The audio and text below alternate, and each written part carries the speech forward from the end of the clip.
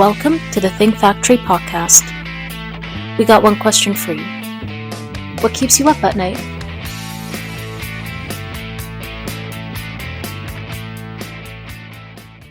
Welcome back to the Think Factory podcast, powered by OGC Solutions. I'm your host today, Chris Santomassimo, and really excited to be in Birmingham, Alabama with the leadership team from HC3. I'm sitting here today with Kristin Jones, the CFO, Lee Long, the Chief Experience Officer, and then Tori Vancouver-Rutland, the Chief Growth Officer. Welcome to the Think Factory podcast. Thank you. I wish everybody could see some video from the experience I had just walking into the facility. I mean, the place it's beautiful, and it really, to me anyway, this is my impression, it really represents sort of a technology forward look and feel, which is really what the company is all about. Yeah, that's right. That's absolutely it. Yep. You just happen to be a tech company that does some printing as part of your customer service. Yeah, we do. So I would love to introduce, have you folks really introduce the company to everybody in case they haven't heard about HC3. I mean, Tommy McGahey, your CEO, is just, he's a pretty prominent figure in the industry, but I suppose some people may not have heard. So talk a little bit about the company. Yeah, so Tommy McGahey purchased this company in the 80s, but it was previously Wayne D's mailing company and really known for doing fulfillment work. So he really kind of came in and he made it high cotton direct marketing, and then kind of got more into transactional mail, and we became high cotton. And then as we added some of the financial documents into the sort of make of things we were doing as a company, we really started to focus just on that vertical. And once kind of Tommy and his son Griffin McGahey really were focusing on that, they developed out their first ever software component delivering e-statements through our own system. So previously, everything we kind of had that was maybe a little bit software-based was outsourced, and now it was in-house. So we had this operational history of over 60 years of printing, inserting, and mailing, and we added this software component and really made financial services our focus. And that's really started, I think, in 2012, really focusing on the financial vertical. 2016, we moved into this beautiful facility, and we've added I think in the early 2000s, we added our facility in Dallas, and then we went through several acquisitions where we gained great people as well as business. So Bank Statements Inc. was here locally, and so Lee actually joined our team from that acquisition and merger, and we got a ton of great people. And they also had a facility in Texas, and they also had a facility in Indianapolis. So we merged our facilities in Dallas, Texas, and then we took the Indianapolis facility, and we wanted to kind of mirror our equipment, and we just relocated it there in Indy. And so we had 3 facilities after that acquisition, and just phenomenal talent. Then the same thing happened. We acquired a company out of Jonesboro and added Bob Allen and Jeremiah James to our leadership team. Got a lot of great business as well as great employees, and they had a lot more software development as a company. So if you've heard of AutoMail and AutoDoc, that's that company. We really were able to kind of invest more in software than we had previously with our other acquisitions. So we've really rounded out our leadership team in growth. And Tommy and Griffin have had great vision in doing that at strategic moments. And it's just, I think, I'm kind of rambling here, you guys can add in, but it's really created opportunity to add people as well as clients, and I think that's what's exciting. It isn't just that we've grown the company at the cost of other companies, but we've been able to all grow along together, and that's just really unique in today's world. Well done. Thanks. You're a great spokesperson. It's why I'm in sales. No, but what I love is that, it's not what you see often with acquisitions where companies will just bolt on volumes or bolt on some customers, and they're kind of doing the same thing. You guys have really rounded out the portfolio to focus on the technology in addition to the print. Mm-hmm. And what's great is Tommy and Griffin have this ability to identify risk and yet be cautious, and they balance this very interesting tightrope where, Like, yes, we've got to grow, so that's a risk. And then they'll look at all of potential challenges and kind of make their peace with certain aspects. But then they bring everybody along with them on the journey. So it isn't just them, and you're not, it's a real team effort. And I think that's really great. And we've watched other companies like HC3 in the print industry do acquisitions and not have the steady growth, and they've had a lot of customer attrition. And so they very cautiously watched that and said, okay, let's learn from that and make sure we don't repeat those mistakes. And I think that's, it's part of being in the community, learning from your peers, reaching out, and they're great at that. Well, bringing on the leaders from those acquired companies onto your leadership team, I think, is really important too, right?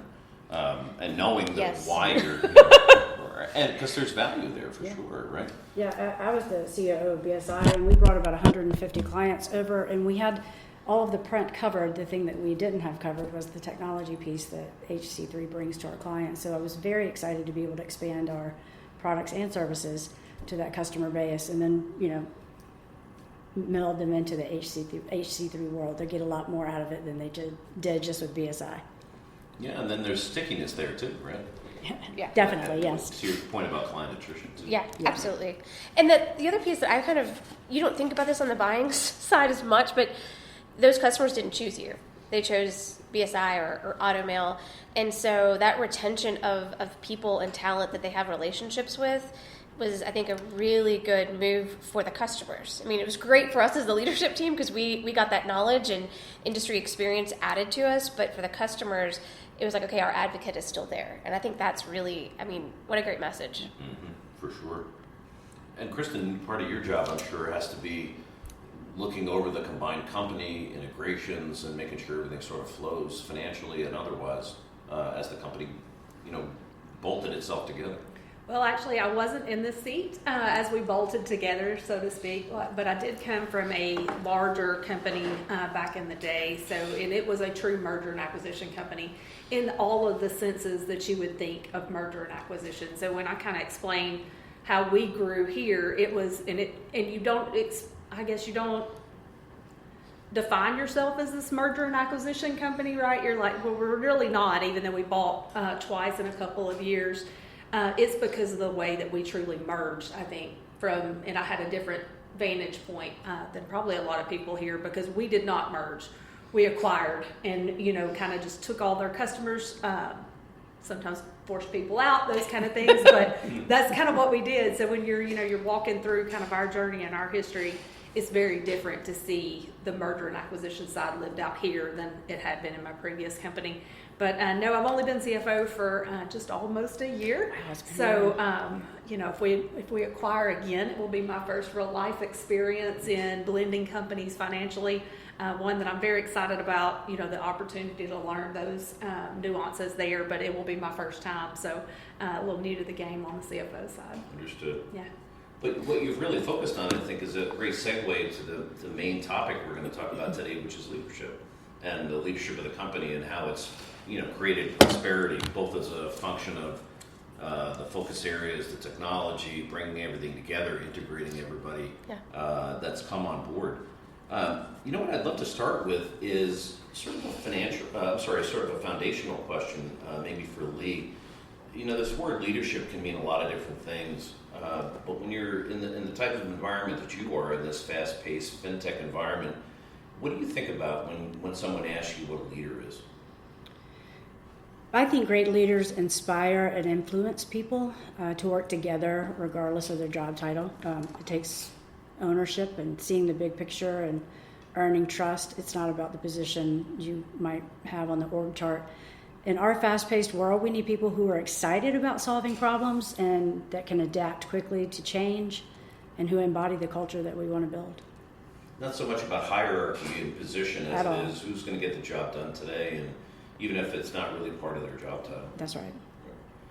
Is that something that you think that the environment you've created really fosters here at the company, where what you want is people that are going to take charge in a positive way? Not to say you're alienating your team members, but taking charge, making sure that whatever the objective is reached.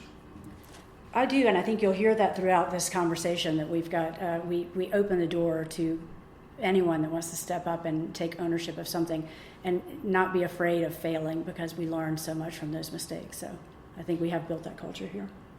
Yeah, before we got together, or maybe the beginning of what you were discussing with this, this risk versus reward analysis that your company leadership does, it sounds like it's okay to make a mistake. As long as you're doing it. Not a big one. Right, not a big one. You're doing it for the right reasons, you're Right. moving ahead, and you're solving problems along the way, right? Yes. That's something you don't find in a lot of organizations, so I think that's very special for sure. Tori, you've had quite a career before you came to HC3. Was there somebody over the course of your career or your journey that helped you define what you think about in terms of your leadership philosophy? I think I was fortunate to have a lot of great, teachers, as well as people who were advocates, who along the way that I listened and learned from. I think honestly my biggest gift was kind of combining all of that and landing at HC3 at a pivotal moment where they were scaling for growth. There was the opportunity to dream out loud and go, hey, I think I could do this other thing better than what you've hired me to do. Is that crazy? Would you still want to work with me? And could I help build that? I threw out a lot of things to Tommy, and they listened. I mean, they weren't reactive, but they listened. We had conversations, and I think really the most pivotal moment was when they entrusted me to join the leadership team. At the time, there were 4 men on the team. Again, not that there were no women. There were other women directors. I was a director at the time, but that was exciting. I'd never been on a leadership team. I was in my 30s, and I think it's the invitation to the table. It's that I probably was only 85% ready, not 100%, and I wanted it, and they knew that I would make mistakes, and they were willing to work through them. I think they thought there was more good than bad, probably, but I think that's the most pivotal lesson for me as I have gotten my own grounding and understanding of what it means to be a leader. Having been in the role now for a while, I realize it's bringing others to the table. To what Lee said, it's like giving people opportunity to step up. And that's not necessarily easy, because there is a lot of risk when you have a leadership title. You're in charge of, I have revenue. I've got to hit those goals. I've got to make sure I'm setting everybody up in the right place. So letting go and allowing my team members the opportunity to take ownership shows trust. And I think that's the biggest gift Tommy and Griffin gave me when I was asked to join the leadership team, was that trust. And that was something I had to actually relearn to share with my team, because again, it's a lot of responsibility. It doesn't get easier the higher up you go. It gets harder. For sure, but you're sort of paying it forward with your team members and driving growth down to the levels of people that report to you.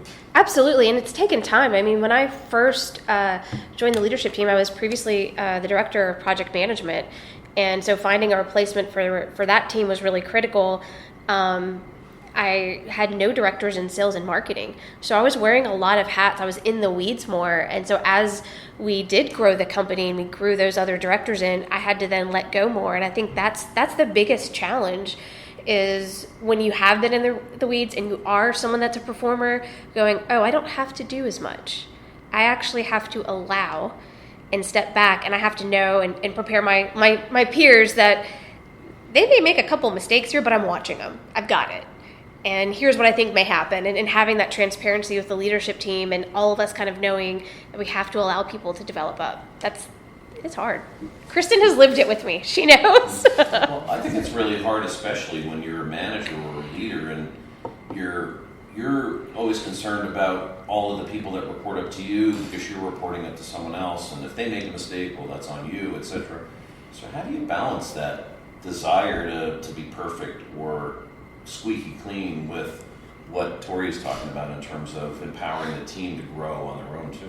I think it's definitely a struggle. I am personally a perfectionist. I would think probably the other two joining me today are also the same way, without speaking for them, but it is hard to kind of let go of that perfectionism and just kind of live in the day. the leadership team here has always done a really beautiful job. One of the things I've always admired about all of them, including the two that I'm joined with today, is they allow spaces to make mistakes. And I think one thing that we do really well as an organization is we talk about them. We don't sweep them under the rug or hide them. So it makes it easier to kind of talk about that mistake, learn from it, and move on. Which I think is critical, because if you're not talking about those mistakes, you're not learning from them. And is it hard? Yes. Is it sometimes kind of makes your soul cringe a little bit to talk about those failures when you are a perfectionist?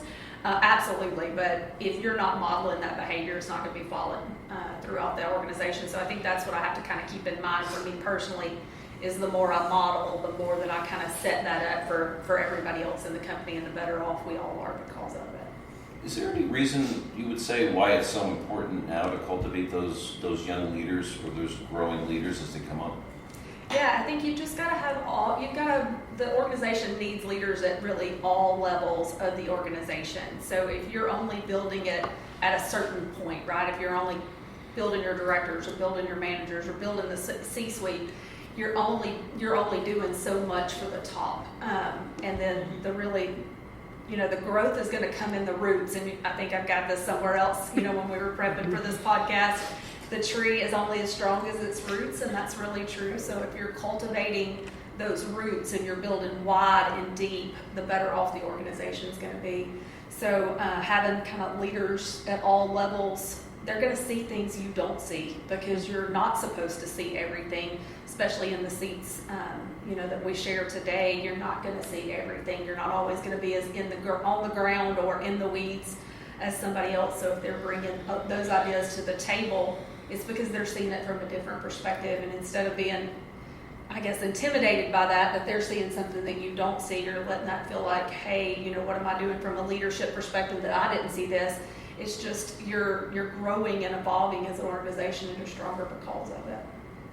Yeah, I think it's just as important to not only pay attention to those ideas that come from the folks that are reporting to you, but letting them come out from the shadows and share with the leadership team or people above them what they've decided to do or what they've learned. Right? Yeah, and I think that's one thing that I really think that we do well. We let people shine at all levels. We give them the space. We give them the audience. I mentioned before, I came from a really large organization. You weren't getting what I'll call C-suite FaceTime all the time. And really, even from a new hire, first day in, you're going to meet with Tommy and Griffin.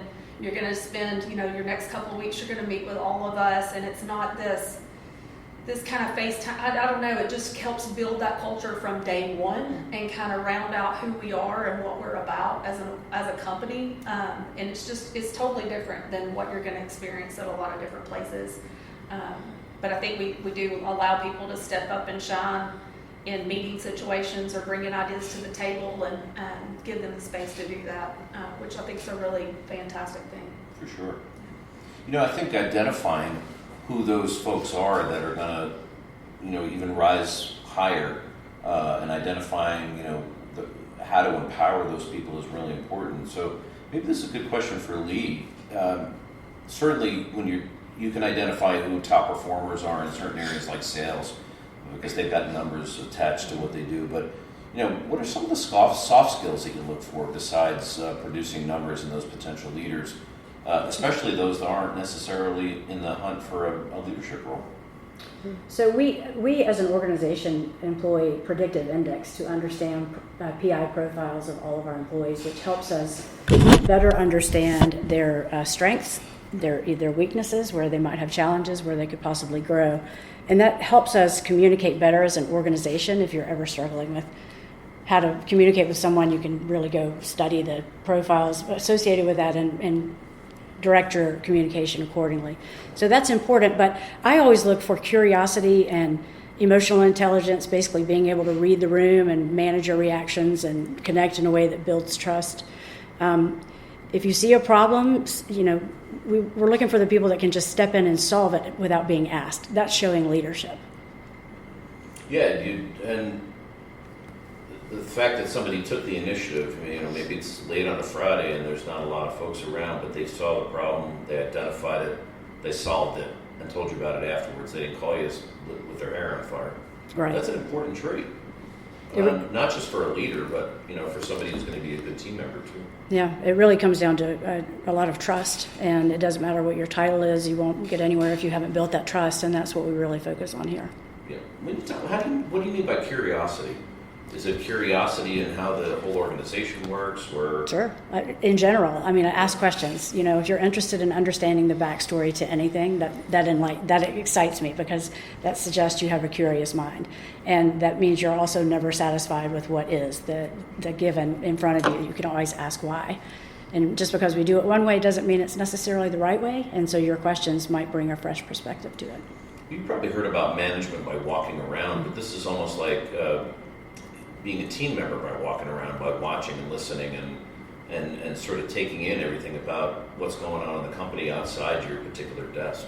That's tough to find those folks, right? Because they want to come in, they want to do their job, they want to go live their life outside of work. But as an EOS organization, we really focus a lot on accountability and what people are responsible for. And there's that piece of your job, but there's also the interest and curiosity about what the CFO and all of the accounting roles do and how they plug into yours, and understanding the big picture and not just your slice. Right. So for those that may not be familiar with EOS, it's the Entrepreneurial Operating System, and it's spelled out in a book entitled Traction. When you, as a company, implemented EOS, have you pushed it down to the lowest level? And I don't mean that pejoratively. I mean the folks that are down in the the rank and file, actually doing the work. Yeah, absolutely. Yeah, we have L10s of every department within the organization to the rank and file, I guess you would say. To me, it's an extremely important part of who we are as an organization, because the accountability helps, but we're also all on the same page. We understand the EOS structure. We understand the goals of the organization 1, 3, 10 years out, and everything that we do is really to support those goals and continue to grow as an organization, whether it's through merger or in organic growth. Organic growth, that's the word I'm looking for. Thank you. Monday morning. I'm curious, how do all the ideas and the work product from those individual meetings, how do they come up into the organization so that everybody can see them and there's visibility, or their issues that in one department can help get solved by another one? So we do cascade a lot of things. That's kind of a 90 term, which is the software that we use for all of our level 10s. So you can cascade an issue or a question or a problem to another group to help. But I think one thing that really helps us in general is company huddle. Every Tuesday morning at 9:30, we join as a full company, no matter where your feet are or your hiney is in a seat, no matter which location you're at. We all join by video. And that really keeps us connected. It's a way for us to share news, all kinds of different announcement stuff too. But we are pushing kind of EOS throughout the organization. Back to your previous question, we have a section where somebody, and it's it's really never a C-suite person anymore. It's one of our directors or one of our managers or another team member. They speak about a core piece of EOS, whether it's one of our core values or something on our vision traction organizer, given 10 years, 3 years, what we want to look like. But hearing that, that voice is always a different perspective, kind of what they bring to that piece of the core value or, the VTO. It's good to hear a different voice that gives some different perspective that I think everybody enjoys. I think that's been a great addition. Yeah, absolutely. And through that same process, we also focus on projects and clients for the organization. For those that don't necessarily touch projects and clients, we want them to understand exactly what we're doing every day that affects our customer base, and what they're doing every day that affects our customer base. So we'll do get to know a project or get to know a client and provide more information about what we're doing that affects that. So, well, yeah, it really gives a lot of visibility, which in my mind anyway is, I know there's a book by this name, but it's the jet fuel for the EOS program, and for folks to grow as being in that ecosystem, if you will, right? Yep. Yeah, and I will also mention that we do quarterly book clubs across the organization that are just phenomenal spaces for people to share ideas, and it is all levels, and we're grouped into various times of the week that fits best with your schedule, and you'll end up on a book club with people you never talk to. So it's always very exciting to hear their perspective on things, and I think that also allows everyone the ability to be curious. That's a great model too, a great way to introduce people around the company as well. Yeah. Sure. So Tori, this is a great foundation that you've established in terms of having EOS implemented and this transparency and the communication. But for a particular leader, once you've identified a potential leader, what's an effective development plan look like? And maybe you could share an example of a leadership development initiative that you've been part of that was really successful. Yeah, I think the best development plan is the one that you co-create with somebody. So if there's someone that's, hey, I want to be developed, I want to move up, or I want to do this or that, the next 3-5 years, or 12 months even, letting them kind of provide you with, well, what does that look like? If you want to go from point A to point B, how do you think you need to get there? What are the things you need to work on? Ask them some questions and see what they bring to the table. And a lot of times when you are that mentor or that advisor to someone, the 10 or 15% that you kind of add, they want it. But they also want to show you they can drive. And I think that's where it goes back to listening more and doing less as a leader and giving people that space. Like, again, you're bringing them to the table by giving them space and making room. But then I think it goes back to EOS and being accountable. If you're going to do that, you have to have some level of accountability. A really good example, and I was thinking about this on the car ride in this morning, is our current director of project management. When I first interviewed her, 7 years ago, I remember her asking me, well, what's the development plan at HC3? Like, what will I look like in 3 years? And I remember saying, and she's very tactical, she's very, very organized and very strategic. And I was like, I don't know. And I remember I was like, I think I just blew this interview with this candidate that I really like. I was like, I don't know, because 3 years ago I wasn't here, and 2 years ago when I was hired, I was in a different role, and this department didn't even exist. Like, we are growing and changing. All I can say is if you're willing to take that risk and join us, I think there's going to be a path. And then as the team developed and I was no longer the director of project management, we got Kristin in. I remember one of the things I wanted was someone that could help take her to the next level. So it wasn't going to be me. And knowing that sometimes you're not the person that they need is really, really important. And I think when Kristin was our director of project management at HC3, she had multiple people that could have replaced her as she moved up. And I think that's also really important. So again, it's having the space, that they can kind of develop their plan, and also as a company, allowing the space for people to grow, finding the right mentors, realizing that you're not always the long-term mentor. I think that's really important. Like, there's something that you can give somebody, but there's probably a lot of other people that can as well. And I actually remember Kristin in our department, I was like, she actually left growth, because for a while we had sales and marketing and project management all in one department, and it really became important for project management to go to operations. It's really an operational team, but it had been great for our department to have that, like, whatever the sales team sells, PM is not the dream killer. And that was always my goal. Like, we set people up for success, and Kristin really needed that. And I think that was what rounded out her next step, is having a different person that she could kind of report to, a very different leader. Our chief operations officer, Gerald's fantastic. But I think, again, it's finding the right people that get you to that next level. That's a great way to describe it, but also it's what I like to hear is that you didn't forget about that candidate after they came in. No. What you said was going to happen did happen. Even when you switched roles, they got somebody that could continue to help that person grow, which is really important.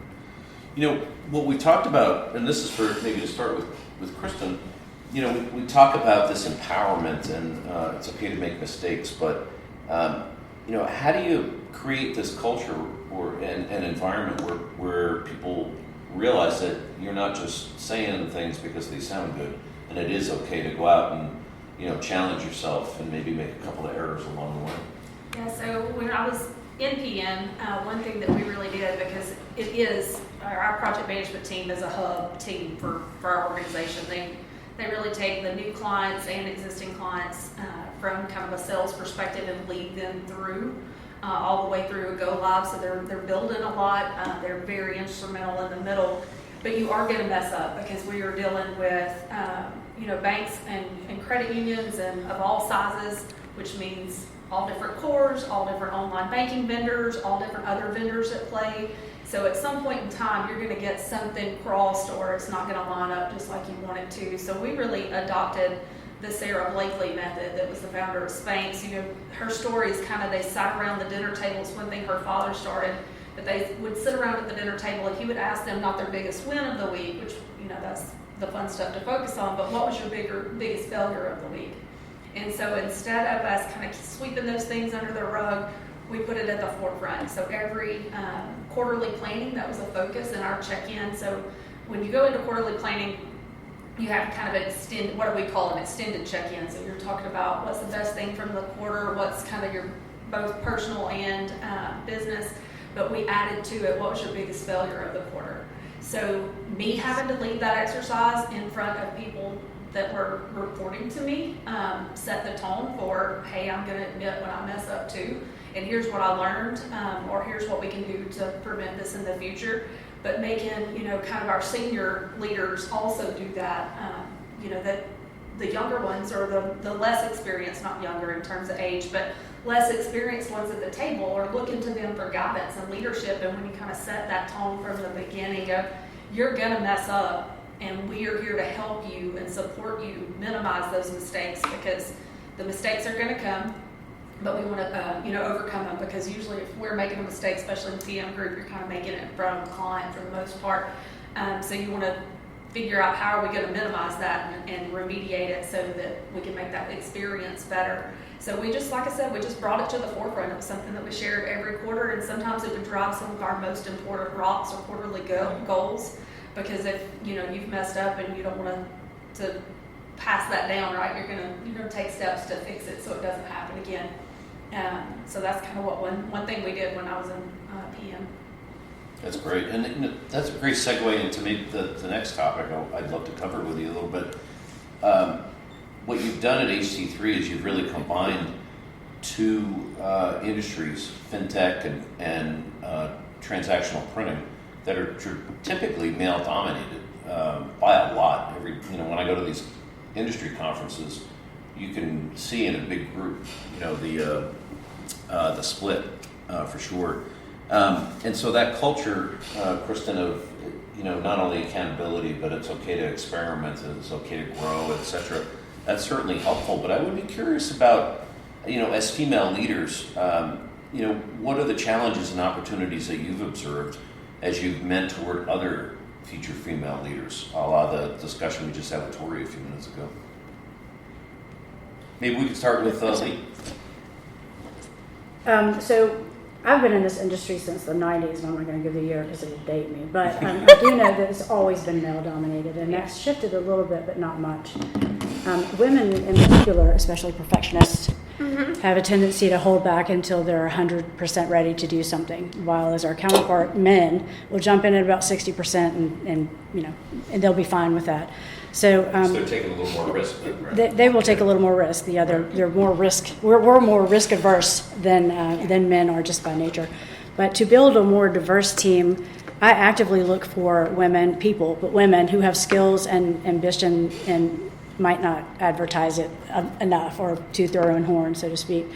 And I also encourage managers to look for that type of leadership ability in their own employees. So everyone's looking out for that funnel of leaders that we can build to help keep HC3 strong. We've doubled in size over the past 5 years, and that presents a lot of new positions and opportunities for people. So like you said, just join us. We're growing, and your development is going to be will take care of itself. But we also spend a lot of time really focusing on our culture. And our employee survey that we do every year tells us that we're doing the right thing to support this organization and the growth that we're going through. So I think giving people a chance to be seen and opening the doors for them is really the best way for us to build this diverse group of leaders. Are you essentially putting people on certain projects or certain initiatives that will give them that visibility to senior management. Absolutely. For example, Absolutely. I think Lee hit it, 100% there. It's creating that culture as a foundation, right? People who might not also feel comfortable saying, hey, I don't know if I'm ready yet, but I want this. If you have a culture that's based on trust, on admitting when you're wrong, at celebrating successes, then you're more likely to say, I'm going to take this risk personally, right? So, again, so if you have from the leadership team a healthy relationship with risk and risk assessment, and I think a really good example of that is, PM for a long time was actually only doing customer-facing projects. We went through these acquisitions, and we really needed them to walk us through how do we acquire and not just become separate companies operating, but become one company and merge work and merge people. And PM was critical for that. We had multiple PMs working on it, but those individuals, we hadn't done it, they hadn't done it at HC3, so there was no clear roadmap. There's things you need to do, and you kind of get out there, and they had that opportunity to do it, and everyone was learning together. And I think those are the neat things when you are in a growing organization, that you have those opportunities for your employees. So I think, again, that culture of trust, but EOS does give us that foundation of having ongoing conversations. So listening to what's working, what's not working for you as an employee, where do you want to go, and asking those questions, people feel heard. So again, they're more likely to say, well, I'd kind of like to be the director of HR one day. Never knew that. Okay, let's figure that out. What does that look like? Things like that, I think, come up because you're listening. But then the other third part of this is we have to be accountable. We can't just have promises that aren't kept. I think as a company, we have to meet people, and it might not look like what they originally thought. I knew Kristin was going to be on the executive team. I had no idea she was going to be the CFO. I couldn't be happier. But I was like, sounds like a battlefield promotion. It was an amazing opportunity, which I absolutely love. Yeah. Yes, it was a different path. Yeah. But I remember telling her, you're going to be on this team. I don't know what it looks like. I don't know either. But that's kind of how it has to be. I think you've got to have the culture, you've got to have the open dialogue, and then you've got to deliver. Yeah, those are really, really important. Can I add one thing? Sorry, not to Please. cut you off. Yeah. So I think Lee and Tori both mentioned kind of watching and seeing and taking account of people. But I think one thing that we really did well, and it's all like Lee and the HR team that did this, we asked. Yeah. So this year on our annual reviews, we do, you do a self-assessment as a part of your annual review, not just like a manager assessment. And one question that our group added, the HR team added this time was, what do you want your path to be? And gave some options. So not this free form that paralyzes people, right? Because sometimes that'll just stop people dead in their tracks, especially if they're not to a level of assertiveness. But we asked, do you want to grow in your current position? Do you want to grow into another position? Are you good with what you have today? Because, it takes all kinds to make the world go around. But I thought that was one great thing that they did and added to the annual assessments this year, is because now that is in front of us. We have not just said we're going to observe who we think may want to step into these roles, but we've directly asked. And it gives us something to refer back to as well as we're going forward with quarterly conversations and weekly one-on-ones with our employees. We're able to reference back to that and say, all right, how can I support you in this next step of whatever journey you're wanting to take? So kudos to the HR team for sure. I think that was a great move to add that. And we've gotten some surprising answers, so you never know. I can't wait to review all of them. Yeah. Well, the fact that people feel comfortable to give you the real answers too, that's key, because a lot of times companies don't have employees that will. Yeah. They're afraid. Yeah. Or they're just not. Maybe they're not afraid they're going to get fired or anything, but they just don't feel. Do I want to put that out there? Right. Yeah. Confident enough, right? Yeah. Well, speaking of confidence, I know you've got a great example for back from engineering school about that building that confidence and especially empowering women in that regard. Yeah, absolutely. So I kind of started off in male-dominated, if you will, being an engineer by degree. And one of the things, I was an ambassador for our industrial engineering group at Mississippi State, and we would go actively out to high schools and recruit and those kind of things. But one stat that really just stuck with me, even today, many years later, I won't date myself like Lee said, many years later, was we would present a stat about how many of the female students that came in as freshmen signed up for engineering as a major, would drop engineering as a major, completely change their major if they made less than an A in one of the key, high-level math or science classes. But what they were seeing time after time, stat after stat, was the guys didn't do that. They stayed in engineering and wrote it out, even if they had to take this high-level math once or twice. But females would completely pivot their direction on less than an A. So that was just one thing that kind of stuck with me always, right, as I moved into the work world and those kind of things, is that females sometimes will change paths, and we've got to kind of be mindful of that and protect, especially our emerging female leaders inside the organization, or anybody that we come into contact with, in networking groups or anything else, kind of protect their mentality on that they're strong enough to do this and take that next step, to put themselves out there and give them a safe space. Well, maybe addressing the issue head on, Yeah. too, and knowing what the issue is, first of all, is the way you solve it, right? Yeah, absolutely. But addressing it head on and not waiting for people to sort of fail and feel like they've sort of fizzled out. Right. That's really, really important, for sure. We've talked, Lee, we've talked a lot about mentorship for sure, and some sponsorship, in terms of giving people opportunities at the company. Any recollection of some good sponsors that you've had the privilege to work with over time, and maybe that'll give us some ideas about how current leaders can actively sponsor the next generation.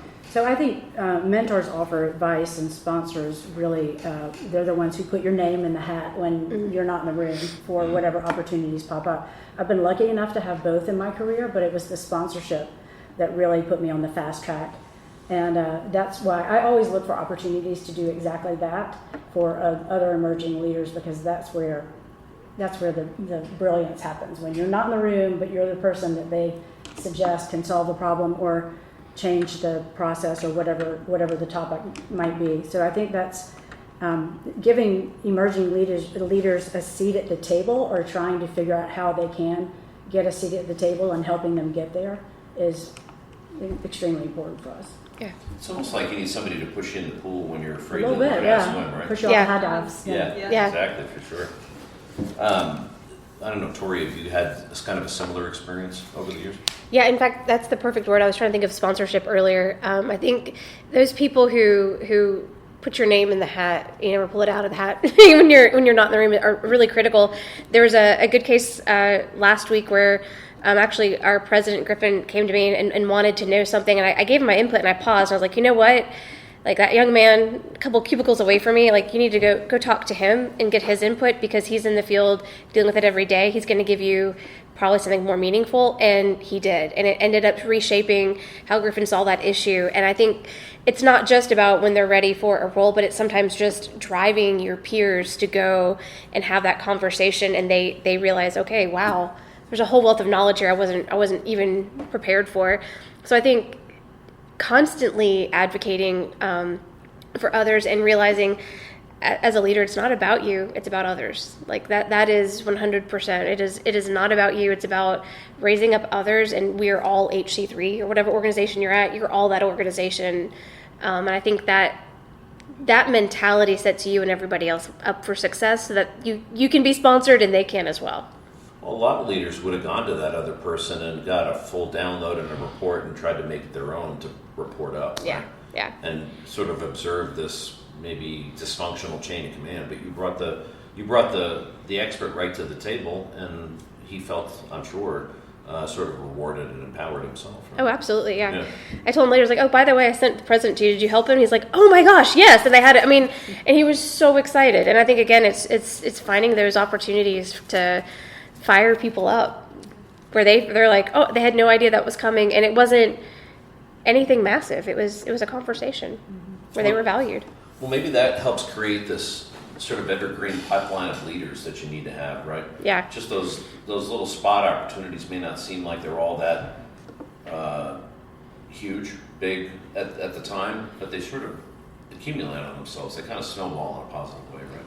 Yeah, I think I came from, I've worked at bigger companies, international companies, and smaller companies as well. But I feel like sometimes there's roles for a role, like a title change, but nothing is really happening. Like, you might move up this level and move up this level, but there's not a lot of change, and there's not a lot of maturity, I think emotional maturity and development.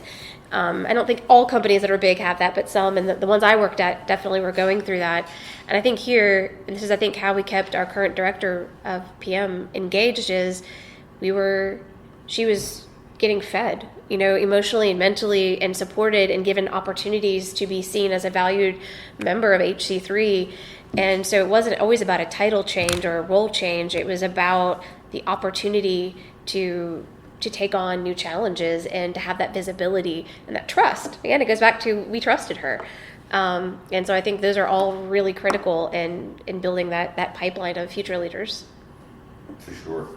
And, Kristin, when we talk about this internal, leadership pipeline, this evergreen pipeline, at the end of the day, it's got to, especially in your role as CFO, you need to see it sort of go back to the bottom line at the end of the day, right? But at the same time, what we're trying to do is fuel some innovation, and we're trying to continue to grow the company. In a fintech organization, how does that evergreen pipeline translate into, improving the bottom line?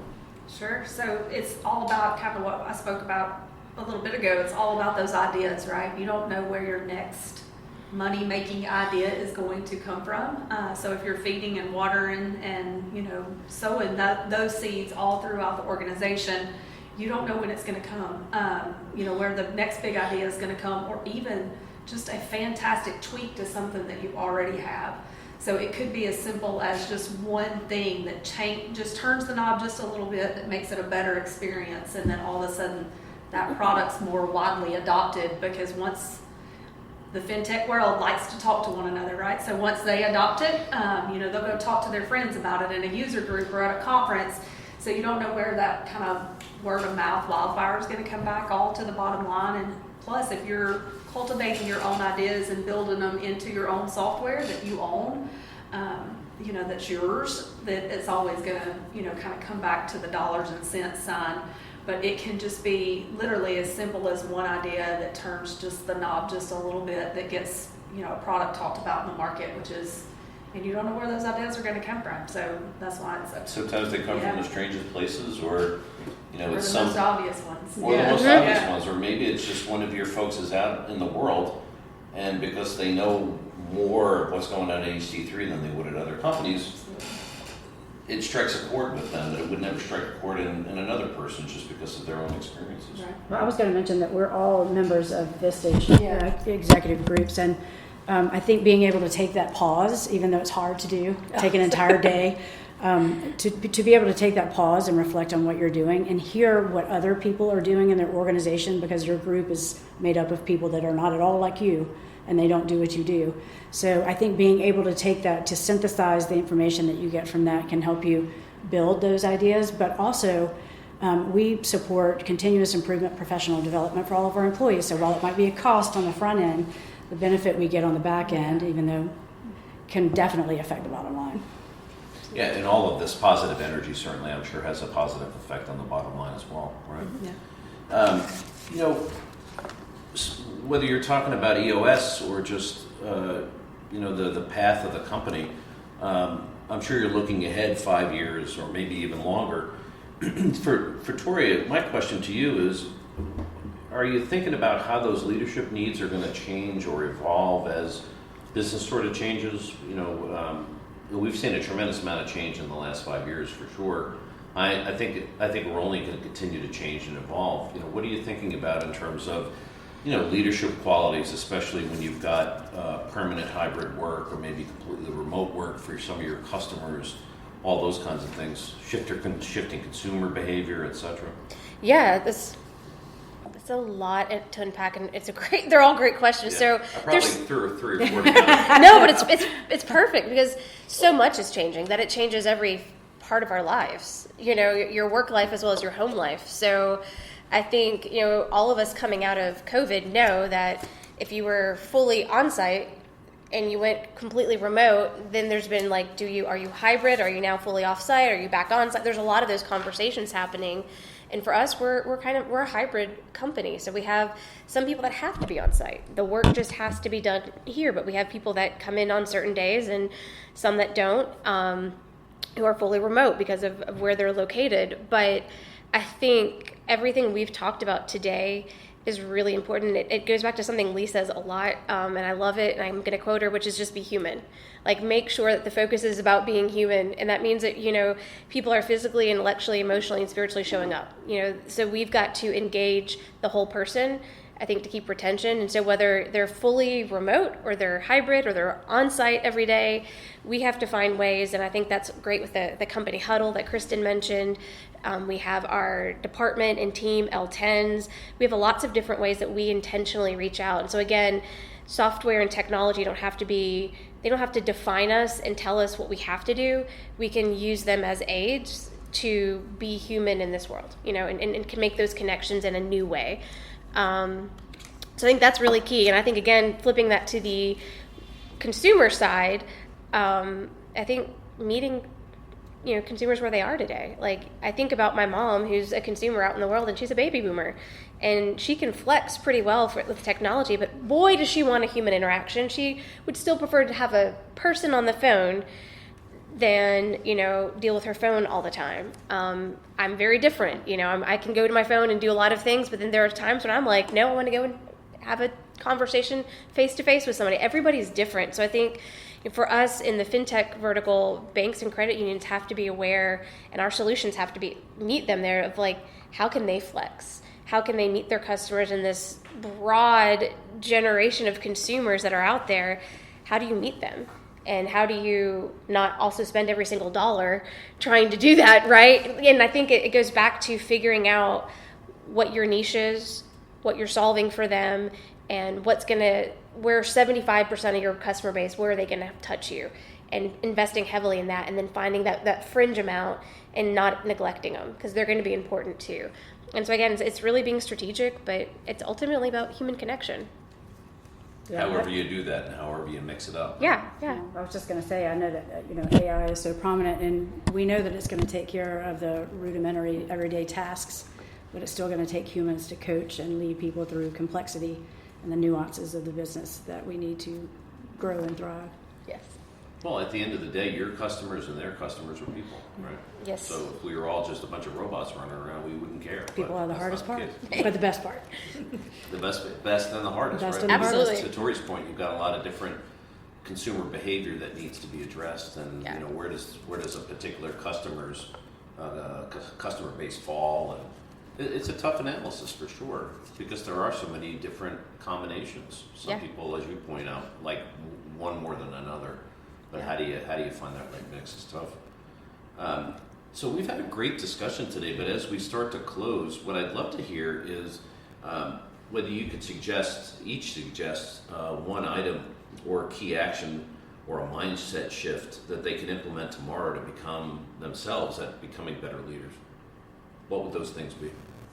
Maybe we'll go around the room and start with Kristin. All right, so I would kind of back to share your failures, talk about them, bring them to the table just as much as you do your wins. No, are they as much fun to talk about? Absolutely not, but they're critical in getting them on the table so that you can make steps to improve and give those emerging leaders the space to do the same, not to be terrified if they step out and take a risk and mess up, because they're going to. So the more that we can talk about those things and make them common but fixable, the better off all of the emerging leaders are going to be, and the better off the organization is going to be as a whole. Yeah, Great suggestion. Yeah, in the same vein, I think you hand an emerging leader a challenge, and then give them the support that they need to be successful at that challenge and work through it, which gives them that the ownership of something, and that's where the leaders are truly built, is in ownership. It's not through a title. You don't just automatically become a leader because you have a title that says you should be. So I think finding those leaders is easier when you hand people challenges and see what they can do with it. It's that teaching people to fish rather than feeding them. That's the fish right. Concept, right? Yeah, I had a leader that said one time, give everybody a cooler, hand them a cooler and let them carry. So that's what that always reminds me of, right? Give them a cooler, Right. And give them something to do in whatever task you've got ahead of you. I hadn't heard that. Give them a cooler. That sounds like a country music song, doesn't So, it? I mean, I was Yeah. what would I fill that with? I don't know how to follow you two. I think you guys said it perfectly. I think for me, it's you don't have to have all the answers. I think that that lesson as in a leadership role that others, they may have the best answer. I think that's really, really important. I think so often there's this assumption that you've lived and worked and gained all this experience, you need to have them all, and really, no.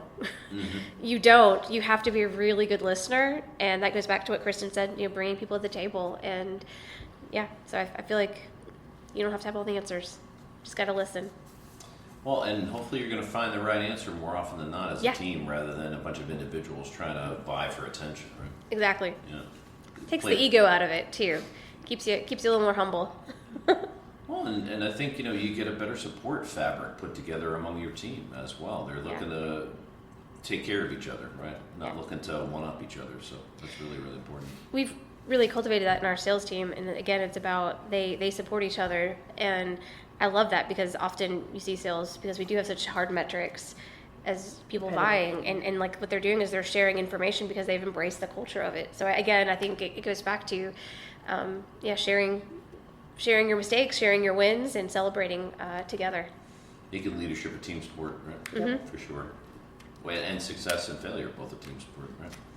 Well, folks, I really had a blast talking to you guys. We could probably spend all morning and afternoon talking. You guys, yeah, we are. We can talk. I didn't lose interest for 1 second. That was really, really good, and I appreciate you sharing and just providing a lot of insight as well as your experience. So thank you very much.